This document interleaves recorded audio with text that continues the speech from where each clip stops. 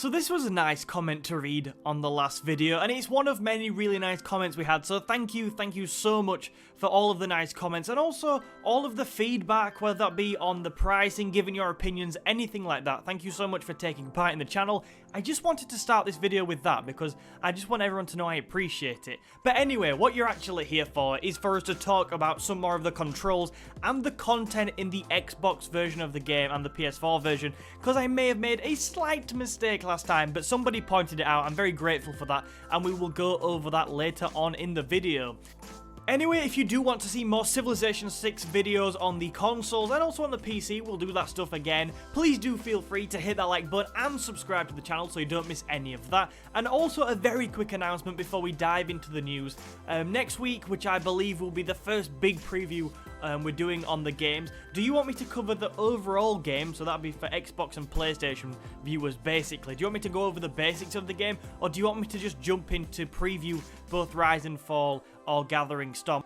So the first part of this video, we're going to talk a little bit about control news for the Xbox and PlayStation 4. So the first thing we need to say is that on the PlayStation, pressing the touchpad is the way to see either what's being built in your capital city or to get tile information for both tiles within or outside of your borders.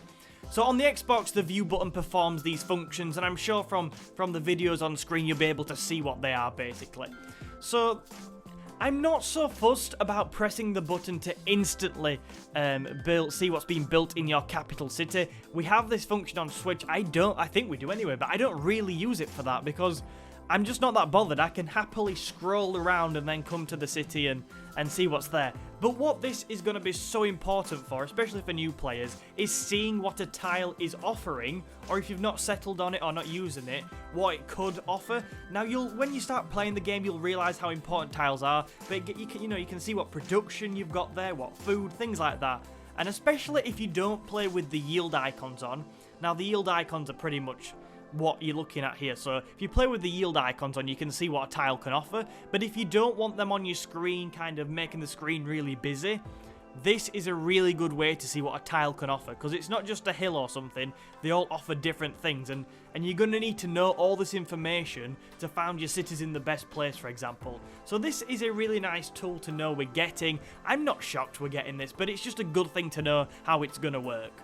So the next thing I want to talk about controls-wise is that if you want to view more details about a particular item, building, a government policy, something like that you've unlocked with completion of research of a certain technology or civic, scrolling across to whatever it is you want to look at and pressing the X button on the PS4 or the A button on the Xbox will open its Civilopedia entry. Hopefully the visuals on screen help to make this make sense.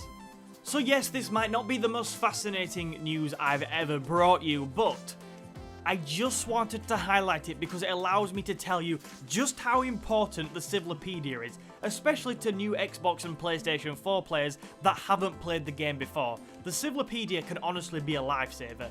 Now, I'm still learning the game. I've played it a while, but I'm still learning it. I've played it on PC and the Switch, and I'm just still learning so much. And if I just don't get something, the Civilopedia is my place to go.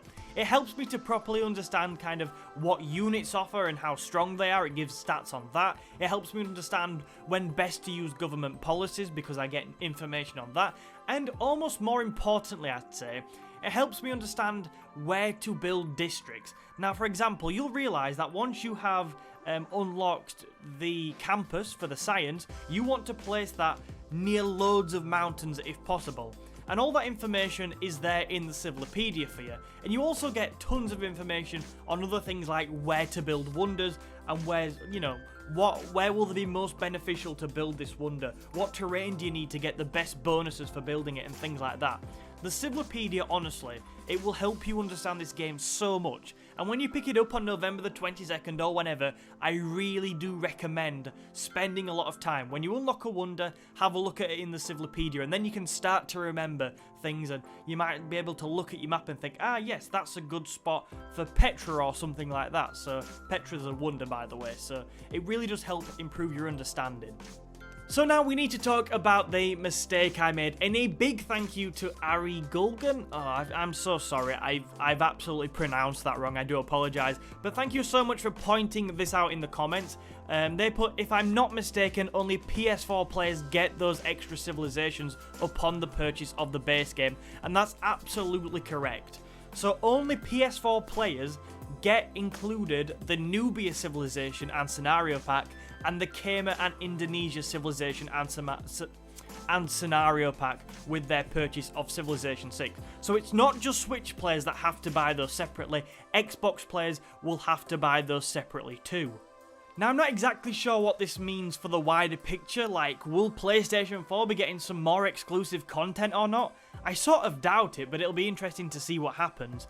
But yeah, that's the situation right now. So just to clear up, I've decided to put on the screens exactly what expansions and DLC packs you get within your purchase of the base game of Civilization 6. So if you pay the £44, I believe, it is just to buy the base game, not the Rise and Fall and Gathering Storm expansions. These are the DLC packs you'll get on each console. So for the Nintendo Switch and the Xbox One, it is the Viking Scenario Pack, the Poland Civilization and Scenario Pack, the Australia Civilization and Scenario Pack, and also the Persia and Macedon Civilization and Scenario Pack. Now on the PlayStation 4 you get all of those ones, thrown in no extra charge, but exclusively you also get the Nubia Civilization and Scenario Pack, and the Cayman and Indonesia Civilization and Scenario Pack. So there you go, I hope that's cleared it up. If you've got any questions, I will happily answer them down in the comments if you are confused or anything like that, but hopefully that will all make sense.